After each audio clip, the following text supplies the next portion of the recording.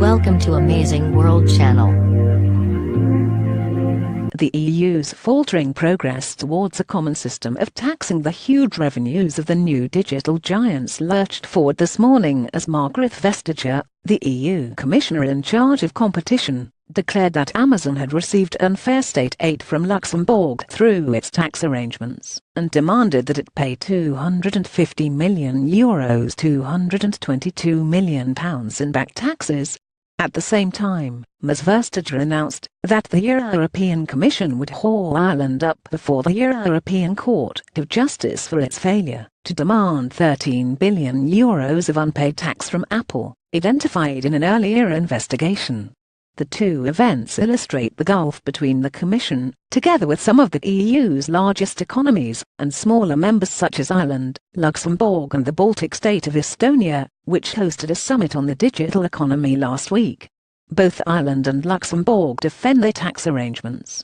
Ireland in particular welcomes the thousands of good jobs that the tech giants bring, and has no desire to find ways of extracting more tax from them in case it drives them away. The Irish government also insists that taxation is a sovereign matter, not an arena for EU interference. Others are under pressure from voters who are outraged that any company can make so much profit in their country and pay so little tax on it. Revenue from Facebook's UK operations, it has emerged, nearly quadrupled last year to £842 million. Through growth in digital ad sales, its corporation tax bill crept up from £4.2 million to £5.1 million.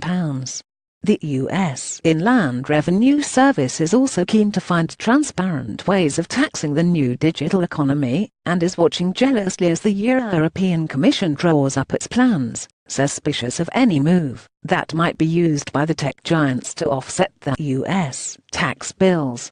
Already, companies such as Google and Amazon hold billions of dollars in offshore funds, where they are out of reach of the tax man.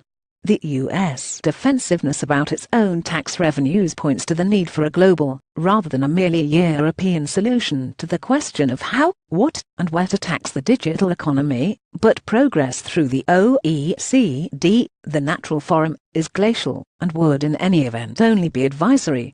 In the absence of common action, some countries are making their own proposals. Last week, Emmanuel Macron presented a sensible plan to levy a turnover tax on a country-by-country basis which now has majority EU support. Britain is a dissenter, and, with some other critics, has fundamental questions about the wisdom of treating the digital economy in a different way from any other business. The Commission is still hoping to get agreement on a common corporate tax base that would help to identify the parameters of any new tax system, but progress has stalled because of complexities around double taxation.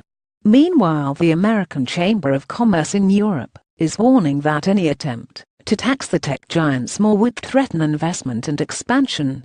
But across most of the EU, discontent is growing, not just over the failure to pay tax, which has already prompted some tech companies to become more transparent and even pay more, but over many of their practices. The chief executive of the ride-hailing app Uber has been in London this week trying to patch up relations with TfL. Margrethe Vestager is right, enforcing regulations works,